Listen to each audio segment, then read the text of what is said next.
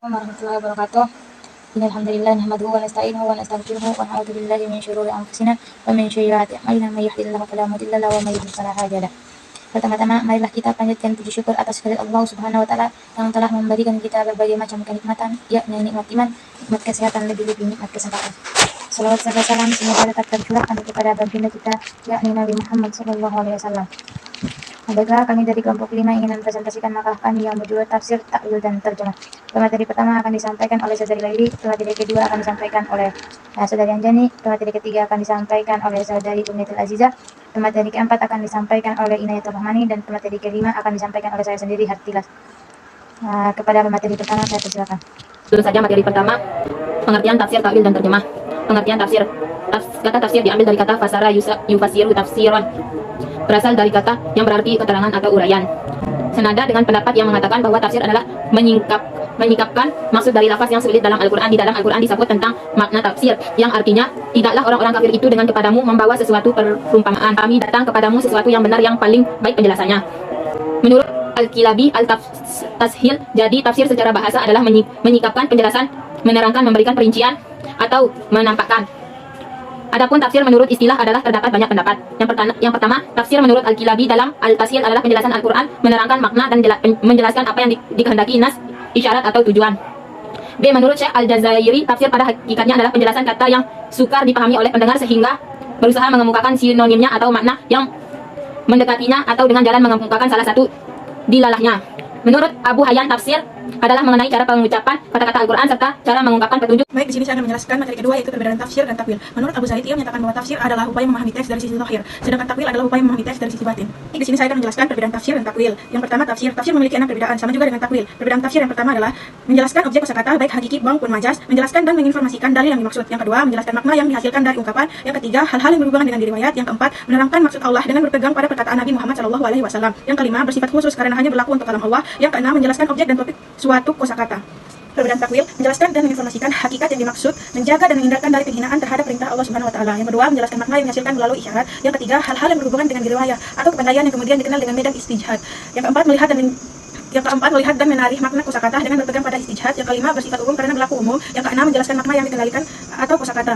Sekian dan terima kasih. Sekian materi yang saya sampaikan. Materi selanjutnya akan disampaikan oleh materi ketiga. Saya di sini sebagai materi ketiga, yaitu tentang klasifikasi tafsir bil al-matsur, bil ra'yi dan bil al-isy'ari. Yang pertama, tafsir bil al-matsur. Tafsir bil matsur ini ialah penafsiran dengan berpegang pada penjelasan yang terdapat di dalam ayat Al-Quran itu sendiri, yang mencakup penjelasan, perincian sebagai ayat serta riwayat yang dikutip Nabi, sahabat dan tabi'in. Selanjutnya, acuan tafsir bil al-matsur adalah sebagai berikut: menafsirkan ayat Al-Quran dengan ayat Al-Quran lainnya. Yang kedua, menafsirkan Al-Quran dengan hadis Nabi, menafsirkan Al-Quran dengan pendapat sahabat. Sementara itu pendapat tabi'in masih diperselisihkan. Yang kedua, tafsir bil ar-ra'yi ini.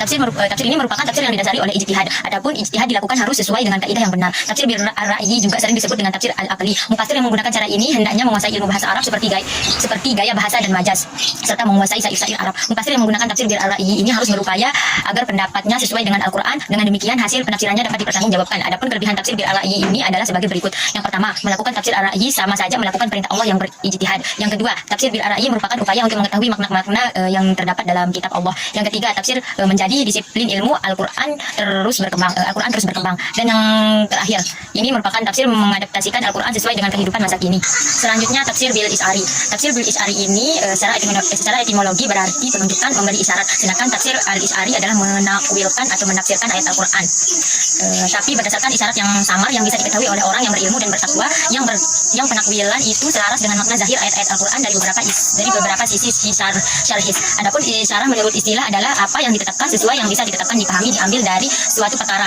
hanya dari mengira-ngira. Dan saya di sini akan memaparkan materi tentang metode dalam ilmu tafsir. Dalam hasil karya para mufasir, mereka sering berbeda dalam memberikan istilah untuk tafsir masing-masing. Istilah-istilah tersebut yaitu al-ittijah, al-manhaj, al-uslub, dan al-thariqah. Keempat istilah ini tidak dipakai oleh mufasir pada awal Islam. Metode tafsir berisikan seperangkat kaidah yang harus diikuti ketika menafsirkan ayat-ayat Al-Quran. Tanpa menggunakan metode tertentu, seseorang bisa saja keliru menafsirkannya. Sementara itu, dapat dikatakan bahwa metode merupakan penjabaran dari pendekatan. Pendekatan memberikan gambaran konsep dasar yang mampu mewadahi, menginspirasi, menguatkan, dan menatari sehubungan dengan penggunaannya. Ada dua istilah yang sering digunakan dalam ilmu tafsir. Istilah tersebut diantaranya, yang pertama, metode tafsir, yaitu cara yang digunakan untuk menafsirkan Al-Quran. Yang kedua, metode tafsir, yaitu disiplin ilmu yang membahas tentang cara menafsirkan Al-Quran. Metode tafsir merupakan kerangka atau kaidah yang digunakan dalam menafsirkan ayat-ayat Al-Quran. Sementara itu, metodologi tafsir merupakan pembahasan ilmiah tentang metode-metode tafsir Al-Quran dan berkedudukan sebagai jalan yang harus ditempuh jika ingin sampai kepada tujuan. Selanjutnya, tujuan disebut corak tafsir, sehingga bagaimanapun bentuk tafsir akan mencapai suatu corak tertentu. metode ilmu tafsir ada dua, yaitu yang pertama metode tahlili atau metode analisis. Metode tahlili ini adalah metode penafsiran ayat-ayat Al-Quran secara analitis dengan memaparkan segala aspek yang terkandung dalam ayat yang ditafsirkannya sesuai dengan bidang keahlian mufasir tersebut. Ciri-ciri tafsir dengan metode tahlili antara lain. Yang pertama, mengemukakan munasabah atau korelasi antara ayat atau surat. Yang kedua, Baik, saya akan membahas corak dan gaya penafsiran. Yang dimaksud dengan corak dan gaya penafsiran di sini adalah suatu bidang ilmu yang mewarnai kitab tafsir. Kitab tafsir dibagi ke dalam beberapa bagian. Di antaranya itu tafsir al-Isy'ari, yang kedua tafsir fiqih, yang ketiga tafsir filsafi, yang keempat tafsir ilmiah, yang kelima tafsir al-adab atau ijtima. Sekian presentasi dari kami, kurang dan lebihnya kami mohon maaf. Wabillahi taufiq wal hidayah. Wassalamualaikum warahmatullahi wabarakatuh.